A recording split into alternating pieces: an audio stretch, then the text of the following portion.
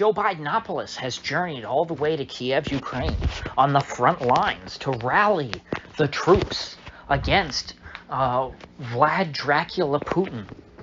This is a historic trip, as they would say. It is the first time that a U.S. president, to my knowledge, has rallied troops and led them into battle against a nuclear power. The closest thing we ever had to this was the Korean War, in which the U.S. was mainly fighting, you could say, well, the Chinese, the North Koreans, neither of whom were nuclear armed at the time, but there were Russian pilots, because let's say the Soviet Union wanted to donate MiGs to the North Korean cause, much in the same way that the U.S. is considering donating F-16s to the Ukrainian cause. There were no people in North Korea who knew how to fly a MiG-15. And so along with these MiG-15s that were sent to aid the North Korean war effort, they sent along Russian pilots.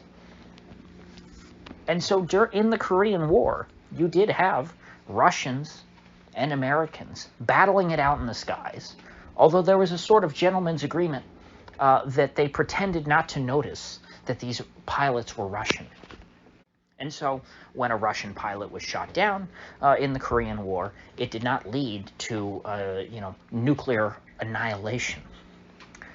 But I don't think that we're going to have such an agreement here in the Ukraine war. Joe Biden is openly rallying the Ukrainian troops, soon to be American troops perhaps, American pilots even, against Russia. This is America's war as much as it is Ukraine's war. The only difference is that we're using Ukrainian contract soldiers, much in the same way that the British used the Hessians in the Revolutionary War to fight our battles. There was no confusion back in the 1770s and 1780s about the Hessians being German or British. No one thought, hey, we're at war with Germany because we're fighting all these Hessians. No, it was understood these Hessians are working for Britain. It is a war against Britain and Britain alone. Much in the same way, the Russians recognize that these Ukrainian soldiers who are conscripted, imprisoned, enslaved by a U.S.-backed regime, a regime that is wholly controlled by the United States, the CIA, and by Brussels. These soldiers may be Ukrainian, but they are only Ukrainian by coincidence. In reality, they are soldiers fighting for America in this war. This is a war between the United States and Russia. And that's what Biden cemented by making this trip to Kiev today. This is his war. Tonight on the evening news in Russia, I guarantee you that this is their narrative. They're pointing to their people and saying, look, the United States has fully embraced this war. This is America's war, and America is attacking you. You don't have to like that idea. You don't have to agree with it, but that is what Russian people are being told, and that's what most of them are going to believe, including people who may have been opposed to the Ukraine war initially. At this point, where the conflict stands, they're standing with their own country. And at the end of the day, that's how most people are.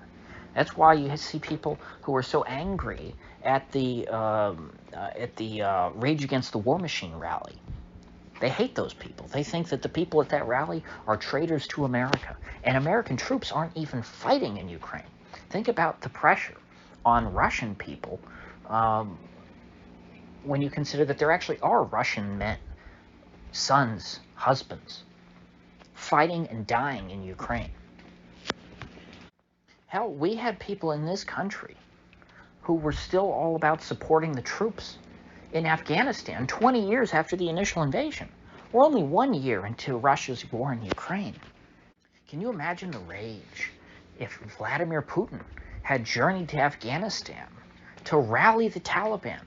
You know, the CIA tried to fake something like this with a story saying that there were Russian bounties on the heads of American soldiers, that Russia was going to fund the Taliban, and this even a rumor like this, which was completely false, enraged people, wanted people to double down on the Afghan war. Think about doing all this out in the open,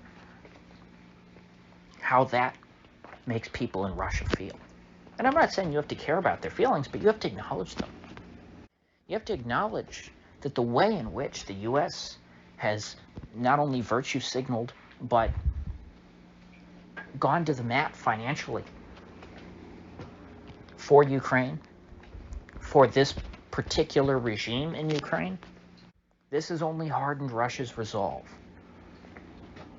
And frankly, it's turning other countries that were neutral against the side of the Kiev regime. That's why China now is considering sending weapons to Russia, which the U.S. has the gall to get mad about. They're saying, no, China, you can't do that. That'd be like an act of war. It's like, oh yeah, really? Sending weapons to, weapons aid to one side in a war is basically involving yourself in the war, basically makes you a party to the conflict. Yeah. I'm glad you understand that, Washington. And so America now is fully committed. Biden is dug in his heels. He's going to be president for at least another 2 years. And so in that time, we are going to see this war continue to escalate. And as of now, the U.S. position is just to throw more money at the problem. And so it's only been 1 year.